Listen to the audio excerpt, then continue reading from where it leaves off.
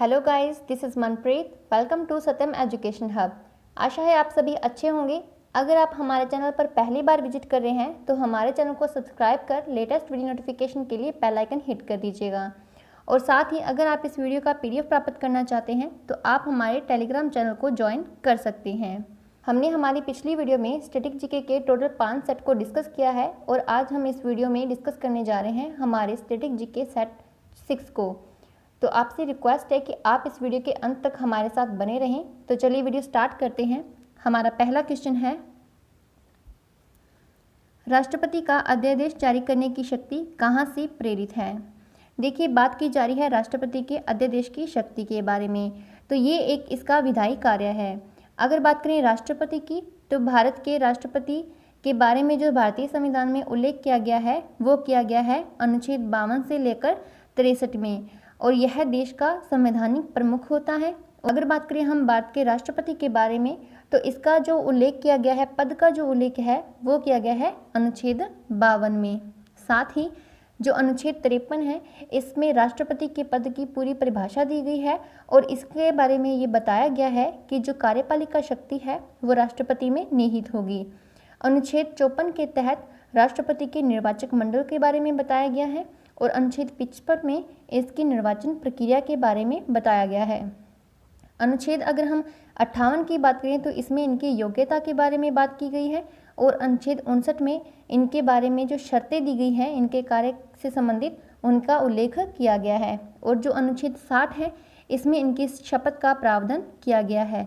साथ ही जो अनुच्छेद 61 है इसमें इन पर जो महाभियोग लागू किया जाता है उसके बारे में बताया गया है।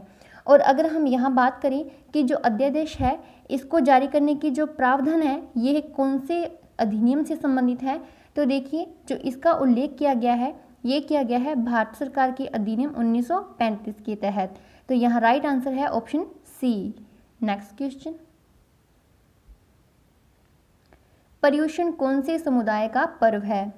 देखिए, समुदायों से संबंधित उनके पर्व के बारे में डायरेक्ट ही क्वेश्चन पुट किया जाता है और इसमें केवल और केवल इनके धर्म के बारे में, इनके समुदाय के बारे में पूछा जाता है। तो जो पर्युषण पर्व है यह संबंधित है जैन धर्म से। अब हम बात करते हैं जैन धर्म के बारे में। देखिए, जो जैन धर्म है इसके जो संस्थापक थे वो थे ऋषभदेव। जो जैन धर्म के गुरु थे उनको तीर्थंकर के नाम से जाना जाता है। ऋषभदेव इनके प्रथम तीर्थंकर थे और जो द्वितीय तीर्थंकर थे उनका नाम था अजीतनाथ।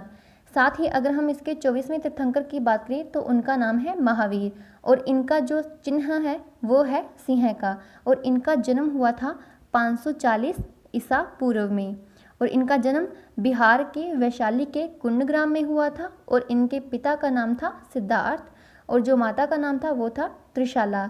अगर हम बात करें इनके शिष्य और शिष्या के बारे में, तो जो इनके दामाद थे जामाली, इनकी पुत्री प्रियदर्शनी के पति, वो इनके प्रथम शिष्य थे। साथ ही जो इनकी शिष्या थी उनका नाम था चंपा।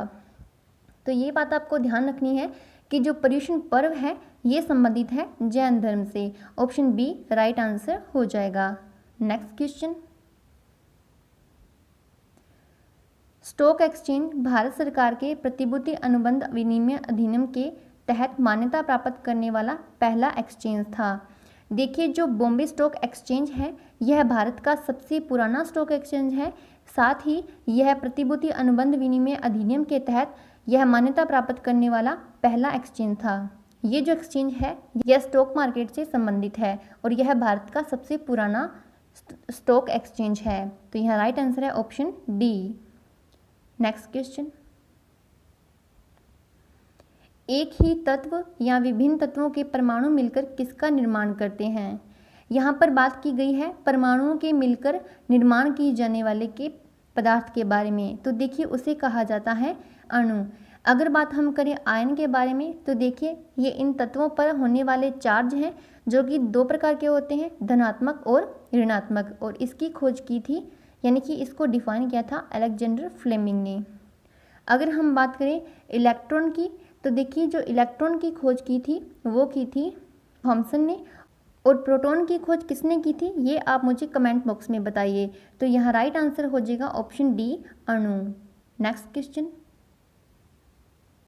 निम्न में से कौन सा वर्ण दर्शन से संबंधित है?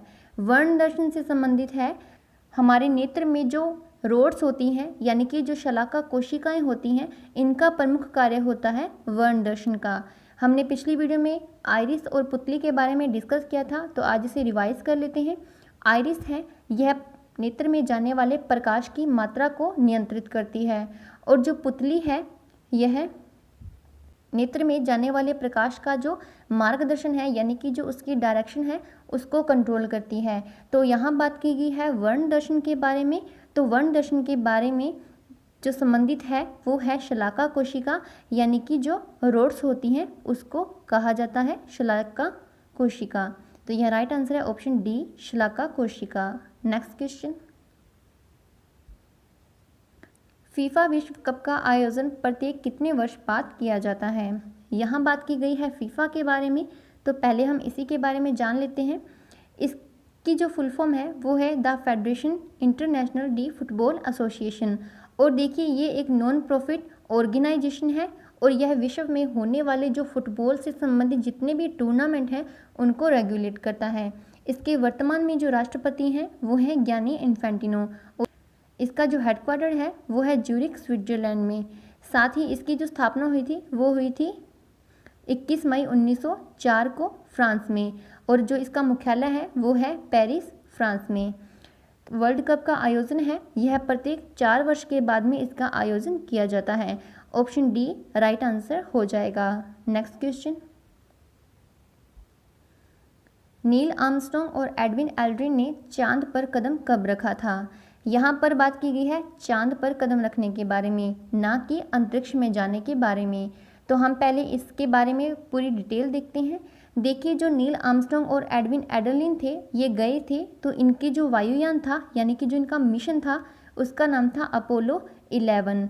अगर बात करें हम इनके रॉकेट का, तो जो इनका रॉकेट था वो था सैटर्न 5, और जो इनका कमांड और सर्विस मॉडल था उसका नाम था कोलंबिया।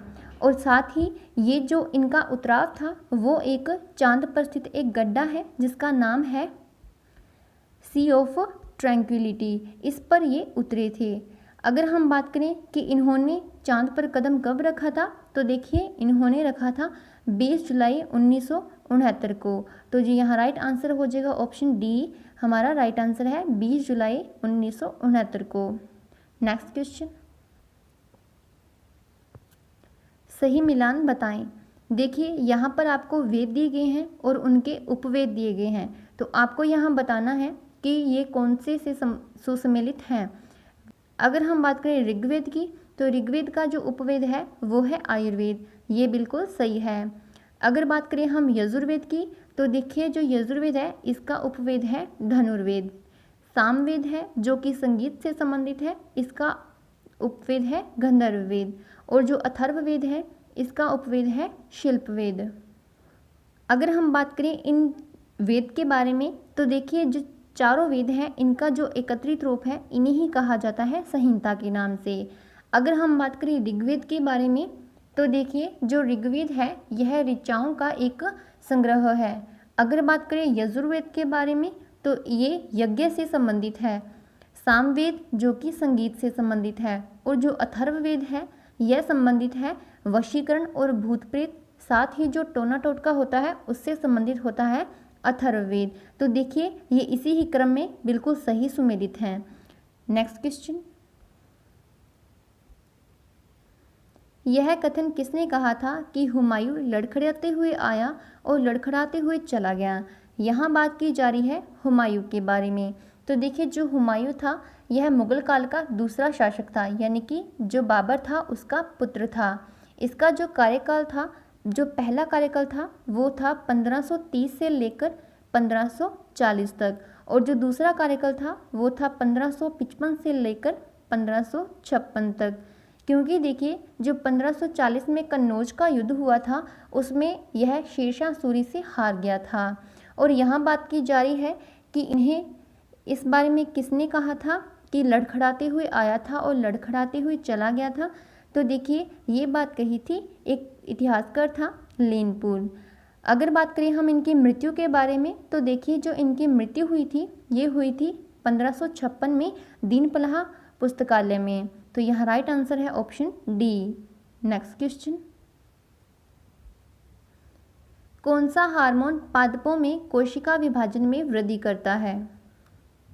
देखिए यहाँ बात की गई है हार्मोन के बारे में और वो भी पादपों में, साथ ही कोशिका विभाजन में वृद्धि करने के बारे में। तो पहले हम इन ऑप्शंस को डिस्कस करते हैं। देखिए ये जो चारों ही हैं ये चारों ही पादप हार्मोन हैं।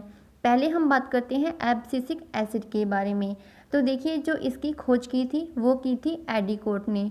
साथ ही यह जो हार्मोन है यह पौधों में अंकुरण की क्रिया को नियंत्रित करता है, क्योंकि जब भी भूमि में पानी की कमी हो जाती है तो यह भूमि में जितने भी रंध्र होते हैं उनको बंद कर देता है, जिस कारण से जो पौधों की जड़ों से निकलने वाली जो वाष्पीकरण की दर है वो कम हो जाती है।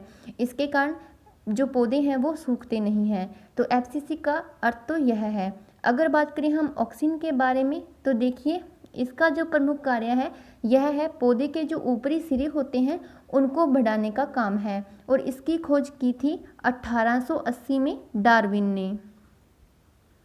साथ ही अगर हम बात करें साइटोकाइनिन की तो देखिए साइटोकाइनिन की जो खोज की थी वो की थी मिलर ने, और साथ ही इसे हैरिंग स्पर प्लांट है उससे अलग किया गया था, और इसका जो मुख्य कार्य होता है वो होता है पादपों की जो भी कोशिका विभाजन है उसमें वृद्धि करना।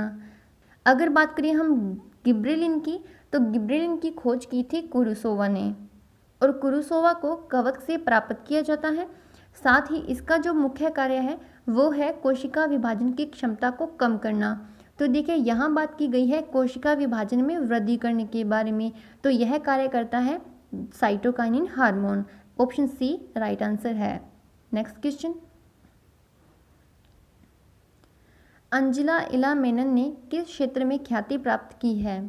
देखिए जो अंजना इला मेनन है यह एक इंडियन चित्रकार हैं। साथ ही अगर हम बात करें इनके बारे में तो ये भारतीय हैं। इनका जन्म हुआ था 1940 में और इन्हें पद्मश्री से 2000 में सम्मानित भी किया जा चुका है। तो इनका जो मुख्य क्षेत्र है वो है चित्रकारी। देखिए आप एंजेला इला मेनन को एंजेला मार्केल से कंफ्यूज मत करना। जो एंजेला मार्केल है वो जर्मनी की चांसलर हैं, लेकिन जो एंजेला इला मेनन है ये एक चित्रकार हैं। तो इनका जो संबंध है वो है चित्रकारी से। ऑप्शन बी राइट आंसर हो जाएगा। नेक्स्ट क्वेश्चन, निम्न में से कौन सा डाटा हायरार्की का आरोही क्रम है?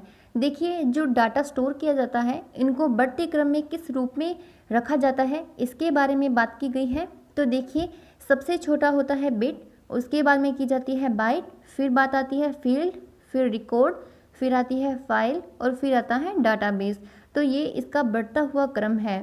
तो ध्यान रखिएगा जो ये क्रम है ऑप्शन डी वाला ये हमारा राइट आंसर हो जाएगा। नेक्स्ट क्वेश्चन, वायुयान का आविष्कार किसने किया था? यहाँ बात की जा रही है वायुयान के बारे में। तो हम पहले इनकी पूरी डिटेल देखते हैं। देखिए 1903 में वायुयान एक था फ्लायर 1। इसे अमेरिका के कैरोलिना से पहली उड़ान भरी गई थी, और इसकी जो उड़ान भरी थी वो भरी थी ऑरविला राइट और विलिवर राइट ने, यानी कि जो राइट बंधु थे उन्होंने 1930 में यह आविष्कार किया था, यानी कि पहली बार फ्लाइट में उड़ान भरी थी। अगर हम बात करें माइकल फैराडे के बारे में तो इन्होंने दिए थे विद्युत चुंबकीय प्रेरण के सिद्धांत। और साथ ही अगर क्रिश्चियन ह्यूगिन्स की बात करें तो देखिए जो घड़ी होती है पेंडुलम, इसका इन्होंने आविष्कार किया था। और जो सर फ्रैंक विटले हैं इन्होंने खोज की थी जेट इंजन की। देखिए जेट इंजन को आप गैस इंजन से कंफ्यूज मत करना। जो गैस इंजन है उसका आविष्कार किया था डायमलर ने। तो यहाँ जो वायुयान के आविष्कार के बारे में बात की गई है तो इसका आविष्कार किया था ऑरविले राइट और विलिवर राइट, मतलब राइट बंधुओं ने। तो ऑप्शन डी राइट आंसर हो जाएगा। साथ ही आप एक बात और ध्यान रखिएगा कि 1907 में लुइस बर्गवेट ने हेलीकॉप्टर में पहली बार उड़ान भरी थी। तो आप यहाँ पर कंफ्यूज मत होइएगा क्योंकि यहाँ बात की गई है वायुयान की, जबकि 1907 में की थी हेलीकॉप्टर में लुइस बर्गवेट ने उड़ान। तो नेक्स्ट क्वेश्चन है, जहाज का समय मापन के लिए कौन से यंत्र का उपयोग किया जाता है? देखिए जो समुद्री जहाज होते हैं उसमें समय का मापन करने के लिए क्रोनोमीटर का उपयोग किया जाता है। ये आप इसका चित्र भी यहाँ देख सकते हैं। अगर बात हम करें सोनोमीटर के बारे में, तो सोनोमीटर का उपयोग किया जाता है स्वर मापन के लिए। और गैल्वेनोमीटर का उपयोग किसी भी विद्युत परिपथ में विद्युत धारा का पता लगाने के लिए किया जाता है कि इस परिपथ में विद्युत धारा है अथवा नहीं। और बोलोमीटर का उपयोग किया जाता है विकिरण की तीव्रता को मापने के लिए। तो यहाँ राइट आंसर है option C, chronometer. Next question, चश्मे में किस प्रकार के लेंस का उपयोग किया जाता है? यहाँ बात की गई है लेंस के बारे में, तो पहले हम इनको डिस्कस कर लेते हैं। पहला है फ्लिंट कांच। देखिए जो फ्लिंट कांच है यह कैमरे में प्रयोग किया जाता है। ये एक माइक्रोस्कोप में भी इसका उपयोग किया जाता है। अगर हमें इससे ज़्यादा रिफ्लेक्शन लेना है तो इसका जो अपवर्तनांक है वो काफ़ी उच्च होना चाहिए। जो पायरेक्स कांच है इसमें प्रयोग किया जाता है बोरोन का। और जो प्रयोगशालाएं होती हैं उसके जितने भी ऑर्नामेंट्स बनाए जाते हैं उसमें पायरेक्स कांच का ही उपयोग किया जाता है। अगर हम बात करें क्रुक्स कांच के बारे में, तो देखिए जो क्रुक्स कांच होता है यह सीरियम ऑक्साइड का बना होता है। साथ ही ये जो यूवी रेज होती हैं सूर्य से आने वाली हानिकारक किरणें, इनका भी अवशोषण कर लेता है। तो अगर बात की जाए चश्मे में किस प्रकार का लेंस प्रयोग होता है, तो उसमें होता है क्रुक्स कांच का। अगर बात करें हम सोडा कांच के बारे में, तो देखिए जो सोडा कांच होता है इसे सॉफ्ट कांच के रूप में भी जाना जाता है। और जो हमारे घरों में ट्यूबलाइट्स लगी होती हैं उनका जो कांच होता है वो सोडा कांच ही होता है। तो यहाँ चश्मे में क्रुक्स कांच का उपयोग किया जाता है। ऑप्शन सी राइट आंसर हो जाएगा। नेक्स्ट क्वेश्चन, जब बर्फ पिघलती है तो निम्न में से क्या होता है? पहला है आयतन बढ़ता है, द्रव्यमान घटता है, द्रव्यमान बढ़ता है, द्रव्यमान घटता है। तो देखिए इसके द्रव्यमान में कोई भी फर्क नहीं रहता, तो ना इसमें घटन होती है और ना ही इसमें बढ़त होती है। अगर हम बात करें इसके आयतन के बारे में, तो इसे हम समझते हैं एक एग्जाम्पल से। देखिए जब भी हम एक बोतल में पानी को भरकर रख देते हैं फ्रिज में, तो अगर उसमें फुल पानी ठंडा हो जाता है यानी कि उसमें थोड़ी सी बर्फ़ जम जाती है, तो वो जो बोतल है वो थोड़ी सी फूल जाती है, यानी कि उसके आयतन में क्या होती है, बढ़ोतरी होती है, तब जब वो बर्फ़ के रूप में होती है। लेकिन यहाँ बात की गई है बर्फ़ के पिघलने की, तो अगर जब बर्फ़ पिघलेगी तो वो आयतन में थोड़ी कम हो जाएगी। तो इसी उदाहरण से आप इसको याद कर लीजिएगा कि जब भी बर्फ़ पिघलती है तो इसका आयतन घट जाता है। ऑप्शन डी राइट आंसर हो जाएगा। नेक्स्ट क्वेश्चन, कलिम्पोंग पर्वतीय नगर कौन से राज्य में स्थित है? यहाँ बात की जा रही है पर्वतीय नगर के बारे में। तो देखिए जो कलिम्पोंग पर्वतीय नगर है ये है भारत के पश्चिम बंगाल राज्य में। साथ ही जो दार्जिलिंग है ये भी वेस्ट बंगाल में ही स्थित है। तो यहाँ ऑप्शन ए राइट आंसर है। Next question, the social contract पुस्तक के लेखक कौन है? देखिए ऑन द सोशल कॉन्ट्रैक्ट जो बुक है ये लिखी गई है रूसो के द्वारा। ये 1712 से 1778 में जो पश्चिमी युग परिवर्तक विचारक हैं उनमें इनकी गणना की जाती है। इनकी जो प्रमुख रचनाएं हैं उनके नाम हैं discourse on the origin of inequality, economy politic और इमिली। तो यहाँ हमारा जो राइट आंसर हो जाएगा option D Rousseau. Next question, राष्ट्रीय हथकरघा दिवस कब मनाया जाता है? यहाँ बात की गई है हथकरघा के बारे में। तो देखिए ये जो दिवस है ये हथकरघा जो उद्योग है इसको प्रोत्साहित करने के लिए हर वर्ष 7 अगस्त को मनाया जाता है। अगर हम बात करें 24 जनवरी की, तो देखिए 24 जनवरी को राष्ट्रीय बालिका दिवस मनाया जाता है। साथ ही जो 25 जनवरी है इस दिन मनाया जाता है राष्ट्रीय मतदाता दिवस। और 28 फरवरी की बात करें तो देखिए इस दिन मनाया जाता है राष्ट्रीय विज्ञान दिवस। तो यहाँ ऑप्शन डी राइट आंसर हो जाएगा 7 अगस्त। नेक्स्ट क्वेश्चन, निम्न को सुमेलित करें। यहाँ पर आपको कुछ दर्रे दिए गए हैं और उनसे संबंधित राज्य पूछे गए हैं, तो आपको इसको सही मिलान करना है। पहला है जोजिला दर्रा जो कि जम्मू कश्मीर में स्थित है, शिपकिला दर्रा जो कि हिमाचल प्रदेश में स्थित है, और अगर बात करें हम लिपू लेक दर्रे के बारे में तो यह स्थित है उत्तराखंड में, और जो नाथुला दर्रा है यह है चाइना में। तो देखिए इसका आंसर हो जाएगा 3, 1, 2, 4। तो 3, 1, 2, 4 है ऑप्शन बी में। ऑप्शन बी हमारा राइट आंसर हो जाएगा। नेक्स्ट क्वेश्चन, उत्तरी ध्रुव की खोज किसने की? यहाँ बात की गई है कुछ खोज के बारे में, तो हम पहले ऑप्शंस को डिस्कस करते हैं। जो अमुंड सेन है, इन्होंने खोज की थी दक्षिणी ध्रुव की। अगर बात करें हम वेनेगल रामाराव की, तो देखिए जो वेनेगल रामाराव है, अंतर्राष्ट्रीय न्यायालय जो कि नीदरलैंड के हेग में स्थित है, उनके पहले न्यायाधीश थे। साथ ही जो रॉबर्ट वॉलपॉल है, यह ब्रिटेन के पहले प्रधानमंत्री थे। और अगर बात करें हम रॉबर्ट पियरी की, तो देखिए इन्होंने खोज की थी उत्तरी ध्रुव की। तो यहाँ ऑप्शन डी राइट आंसर है। नेक्स्ट क्वेश्चन, निम्न में से कौन सा देश उसकी संसद के नाम से सही सुमेलित नहीं है? यहाँ पर आपको कुछ देश दिए गए हैं और उनकी संसद के नाम दिए गए हैं और आपको बताना है कि उनमें से कौन सा सही सुमेलित नहीं है। पहला बात करें जापान, तो जापान की जो संसद है उसका नाम है डायट, बिल्कुल सही है। अफगानिस्तान, इसकी संसद का नाम है शोरा, ये भी सही है। देखिए कई बार ये क्वेश्चन भी पूछा जाता है कि जो शोरा है ये नाम किसने सुझाव दिया था? तो देखिए जो भारत है इसने ही अफगानिस्तान की संसद का नाम के लिए शोरा नाम सुझाव दिया था। अगर बात करें हम पोलैंड की, तो पोलैंड की जो संसद का नाम है वो है सोजिम, बिल्कुल सही है। लेकिन अगर बात करें हम इज़राइल की, तो देखिए इज़राइल की जो संसद का नाम है ये मजलिस नहीं है। इज़राइल के संसद का नाम है न्यूसेट। और अगर हम बात करें मजलिस की, तो देखिए जो मजलिस है ये है ईरान की संसद का नाम। तो यहाँ ऑप्शन डी राइट आंसर हो जाएगा। नेक्स्ट क्वेश्चन, दिल्ली में स्थित मोती मस्जिद का निर्माण किसने करवाया था? देखिए एक तो बात करें हम मोती मस्जिद के बारे में और एक हम बात करें जामा मस्जिद के बारे में, तो इसमें पूछे जाते हैं टोटल 4 क्वेश्चन। दोनों ही पूछे जाते हैं दिल्ली में स्थित और आगरा में स्थित, तो आज हम इसको बिल्कुल कवर कर देंगे। देखिए दिल्ली में जो मोती मस्जिद है इसका निर्माण करवाया था औरंगजेब ने 1669 से लेकर 1660 के समय में। जो दिल्ली का जो रेड फोर्ट है इसमें इनका निर्माण करवाया था। अगर हम बात करें आगरा में मोती मस्जिद का निर्माण, तो वो करवाया था शाहजहां ने। तो ये तो बात हो गई मोती मस्जिद के बारे में।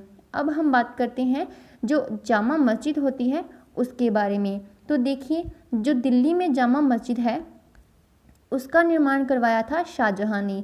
लेकिन अगर हम बात करें जो आगरा की जो जामा मस्जिद है, आगरा की जो जामा मस्जिद है उसका निर्माण करवाया था शाहजहां की जो पुत्री थी जहां आरा, उसने करवाया था। तो देखिए यहाँ बात की गई है दिल्ली में जामा मस्जिद के बारे में। तो इसकी जो स्थापना की थी वो की थी औरंगजेब ने। ऑप्शन डी राइट आंसर हो जाएगा। नेक्स्ट क्वेश्चन, विल्सन रोग एक ऐसा वंशानुगत रोग है जिसमें शरीर में सर्वाधिक पाया जाता है। देखिए जो रोग होते हैं वो 2 प्रकार के होते हैं, एक होता है संक्रामक रोग और दूसरा होता है वंशानुगत रोग। जो संक्रामक रोग होते हैं उनके कुछ कारक होते हैं, जैसे कि वायरस हो जाता है, बैक्टीरिया, फंगस हो जाता है। लेकिन अगर हम बात करें वंशानुगत रोग की, तो इनका कोई भी कारक नहीं होता। तो जो विल्सन रोग है इसमें हमारे शरीर में कॉपर की बहुत ही अधिक मात्रा हो जाती है। तो यहाँ डी ऑप्शन राइट हमारा हो जाएगा। नेक्स्ट क्वेश्चन, खाद्य एवं ग्रामीण उद्योग आयोग अधिनियम कब पारित किया गया था? देखिए जो खाद्य और ग्रामीण उद्योग आयोग है ये काफ़ी इम्पोर्टेंट है, तो पहले हम इसी के बारे में डिस्कस करते हैं। यह जो उद्योग है ये भारत सरकार द्वारा निर्मित एक वैधानिक निकाय है और यह भारत के जो खादी और ग्रामोद्योग से संबंधित MSME उद्योग मंत्रालय है उसके अंदर आने वाली एक शीर्ष संस्था है। और इसका जो मुख्य उद्देश्य है वो है जो ग्रामीण इलाके हैं उनमें खादी और ग्रामीण उद्योगों की स्थापना करना और उनके विकास करने के लिए योजना बनाना, इनके बारे में प्रचार प्रसार करना और जो भी इनके लिए सुविधाएं हैं और सहायता हैं वो उनको प्रदान करना। साथ ही आवश्यकता अनुसार ग्रामीण क्षेत्र के विकास में कार्य करने वाली इनकी जो एजेंसियां हैं वो भी सहायता ले सकती हैं।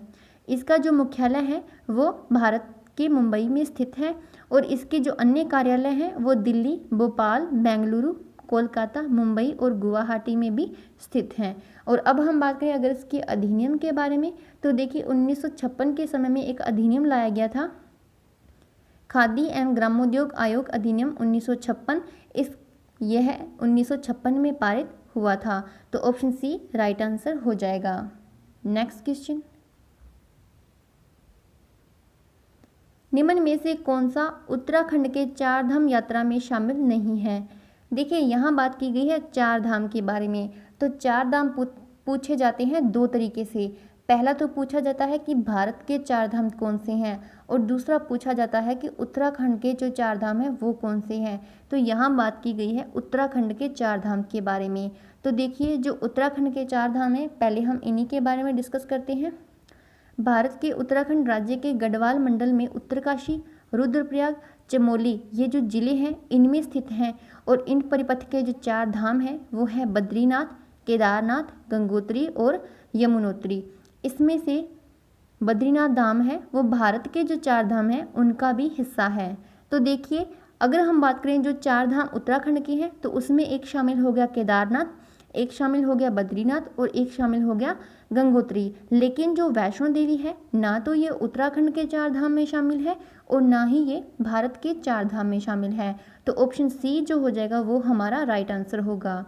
अगर हम बात करते हैं भारत के चार धाम के बारे में तो देखिए जो भारत का उत्तरी जो धाम है वो है बद्रीनाथ, जो पश्चिमी धाम है वो है द्वारका गुजरात में, और जो पूर्वी धाम है वो है उड़ीसा के जगन्नाथपुरी में, और जो भारत का दक्षिणी चार धाम है वो है रामेश्वरम तमिलनाडु में। साथ ही एक बात और याद रखिएगा कि जो चार धाम रामेश्वर का जो गलियारा है तमिलनाडु में, यह भारत का सबसे बड़ा गलियारा है। तो यहाँ राइट आंसर है ऑप्शन सी वैष्णो देवी। ये इम्पोर्टेंट क्वेश्चन है और इसके बारे में गवर्नमेंट एग्जाम्स में पूछ भी लिया गया है हाल ही 2019 में। तो वहाँ पर यह भी नहीं लिखा हुआ था कि उत्तराखंड के चार धाम, यहाँ तो मैंने क्वेश्चन में उत्तराखंड को चार धाम को ऐड कर दिया है। तो ये बात आपको ध्यान रखनी है, आपको इन दोनों ही आधार पर आपको इसमें डिफरेंस पता होना चाहिए। नेक्स्ट क्वेश्चन, मोहम्मद गोरी को पराजित करने वाला प्रथम भारतीय शासक कौन था। यहाँ बात की जा रही है मोहम्मद गोरी के बारे में। तो देखिए 1191 को तराइन का प्रथम युद्ध लड़ा गया था जिसमें पृथ्वीराज चौहान जीत गया था और जो मोहम्मद गोरी था यह हार गया था। अगर बात करें हम 1192 के तराइन के द्वितीय युद्ध के बारे में तो इसमें जो पृथ्वीराज चौहान था ये हार गया था और जो मोहम्मद गोरी था ये जीत गया था। और अगर बात करें हम मोहम्मद गोरी को पराजित करने वाला पहला भारतीय शासक तो ये था भीम द्वितीय। अगर बात करें हम सुदास के बारे में तो देखिए जो ऋग्वेद है इसमें एक 10 राज्य युद्ध का वर्णन किया गया है जिसमें जो भारतीय वंश का सुदास था इसने रावी नदी के तट पर 10 राजाओं को हरा दिया था। तो ये बात आपको ध्यान रखनी है। यहाँ राइट आंसर हो जाएगा ऑप्शन सी भीम द्वितीय। नेक्स्ट क्वेश्चन, आधुनिक भारत का राष्ट्रीय कवि किसे कहा जाता है। यहाँ बात की जा रही है आधुनिक भारत के राष्ट्रीय कवि के बारे में। तो देखिए ये कहा जाता है हेनरी डेरिजियो को। इन्होंने 1826 में यंग बंगाल की स्थापना की थी। अगर बात करें हम भारतेंदु और हरिश्चंद्र के बारे में तो ये दोनों ही हिंदी पोएट हैं, भारत के काफ़ी फेमस भी हैं। अगर बात करें हम नागार्जुन की तो जो नागार्जुन है इसको इंडियन आइंस्टीन भी कहा जाता है। तो यहाँ राइट आंसर है option D Henry Derozio. Next question, Asian drama पुस्तक के लेखक कौन है। तो जो एशियन ड्रामा है इस पुस्तक को लिखा है गुरनार मिर्डल ने। अगर हम बात करें डेविड रिकार्डो और एडम स्मिथ की तो ये दोनों ही अर्थशास्त्री हैं और ये भी काफ़ी फेमस हैं। और अगर हम बात करें अरस्तु की तो देखिए जो सुकरात का शिष्य था वो था अरस्तु। यहाँ राइट आंसर है option D Gunnar Myrdal. Next question, Saga Dawa पर्व कौन से धर्म से संबंधित है। यहाँ बात की जा रही है पर्व के बारे में तो ये भी काफ़ी इंपॉर्टेंट है। जो सागा दावा पर्व है यह संबंधित है बौद्ध धर्म से। तो यहाँ राइट आंसर है ऑप्शन डी बौद्ध धर्म। जो सागा दावा पर्व है यह संबंधित है बौद्ध धर्म से। नेक्स्ट, आज हम हमारी वीडियो में डिस्कस करने वाले हैं नोबेल पुरस्कार के बारे में। तो हम इन्हें पूरी डिटेल में डिस्कस करेंगे। हम इसके बारे में जानते हैं कि इसकी स्थापना कब की गई थी और किसने की थी और उनके बारे में। पहला है स्थापना इसकी स्थापना की गई थी 1900 में, लेकिन इसका जो वितरण किया जाने लगा था वो किया जाने लगे था 1901 में। और इसकी जो स्थापना थी ये स्वीडन के वैज्ञानिक थे अल्फ्रेड बर्नहार्ड नोबेल, इन्होंने इसकी स्थापना की थी। और इनका जो जन्म है ये हुआ था 1833 को स्वीडन के स्टॉकहोम में। देखिए जो स्टॉकहोम है ये स्वीडन की राजधानी है। अगर हम इनके व्यवसाय के बारे में बात करें तो ये थे एक केमिकल इंजीनियर। यह जो पुरस्कार है ये शुरुआत में केवल 5 ही क्षेत्रों में दिया जाता था, लेकिन जो 1967 था इसके समय में इन्होंने अर्थशास्त्र जो क्षेत्र है इसमें भी इसको आरंभ कर दिया था। अब हम बात करते हैं जो प्रथम नोबेल पुरस्कार विजेता थे इन 6 क्षेत्रों में, उनके बारे में। पहला है साहित्य के क्षेत्र में दिया गया था प्रुंदो सली को। जो भौतिकी विज्ञान है इसमें दिया गया था W.K. रोएंटजन को, रोएंटजन जिन्होंने एक्सरेज की भी खोज की थी। रसायन विज्ञान इसमें दिया गया था वंट होफ को। और जो चिकित्सा विज्ञान है इसमें दिया गया था बेहरिंग को। अर्थशास्त्र इसमें दिया गया था रैग्नर फ्रिश और जॉन टिनबर्गन को। अगर हम बात करें शांति के क्षेत्र में तो देखिए जो रेड क्रॉस सोसाइटी है उसके जो संस्थापक थे हेनरी ड्यूनेंट, जिन्होंने 1863 को रेड क्रॉस सोसाइटी की स्थापना की थी। तो इन्होंने और जो फेडरिक पासी हैं इनको दिया गया था पहली बार शांति के क्षेत्र में नोबेल अवार्ड। अगर हम बात करें जो प्रमुख भारतीय नोबेल पुरस्कार विजेता हैं उनके बारे में तो हम उनके बारे में भी डिस्कस करते हैं। 1913 में रविंद्रनाथ टैगोर को उनकी पुस्तक गीतांजलि के लिए प्रथम भारतीय नोबेल पुरस्कार दिया गया था। अगर हम बात करें 1930 में तो सीवी रमन को रमन प्रभाव की खोज के लिए इन्हें नोबेल पुरस्कार दिया गया था। 1968 में हरविंद खुराना को कृत्रिम जीन के संश्लेषण के कारण इन्हें नोबेल अवार्ड दिया गया था। 1979 में मदर टेरेसा को सामाजिक कार्य में मदद के लिए इन्हें नोबेल पुरस्कार से सम्मानित किया गया था। 1983 में सुब्रमण्यम चंद्रशेखर सीमा के कारण और 1998 में कल्याणकारी अर्थशास्त्र के कारण अमर्त्य सेन को दिया गया था। अगर हम बात करें वीएस नायपाल की तो इन्हें साहित्य के क्षेत्र में दिया गया था 2001 को। साथ ही 2014 में कैलाश सत्यार्थी और जो मलाला यूसुफजई हैं इन दोनों को ही एक साथ दिया गया था सामाजिक कार्य के नेतृत्व में शांति के क्षेत्र में। तो यहाँ बात याद रखिएगा कि जो ये बात बहुत बार पूछी गई है कि जो सबसे कम उम्र में नोबेल पुरस्कार पाने की विजेता कौन है, तो देखिए वो है मलाला यूसुफजई। तो यहाँ हमने डिस्कस किया है हमारे नोबेल पुरस्कार के बारे में और साथ ही इसमें जो प्रथम नोबेल पुरस्कार विजेता था उनके बारे में और साथ ही जो भारतीय नोबेल पुरस्कार विजेता हैं उनके बारे में। एक बात आप और ध्यान रखिएगा, अगर बात की जाए कि ऐसा कौन सा भारतीय था जिसे पहली बार नोबेल पुरस्कार दिया गया था तो वो था 1913 में रविंद्रनाथ टैगोर को उनकी पुस्तक गीतांजलि के लिए। तो आज का हमारा लेक्चर यहीं समाप्त होता है। अगर आपको हमारा ये वीडियो पसंद आया है तो इसे ज़्यादा से ज़्यादा अपने दोस्तों में शेयर कीजिए, साथ ही इसे लाइक कीजिए और हमारे चैनल को सब्सक्राइब कीजिए। जल्द ही मिलते हैं नेक्स्ट वीडियो के साथ, तब तक के लिए पढ़ते रहिए, स्वस्थ रहिए, मस्त रहिए।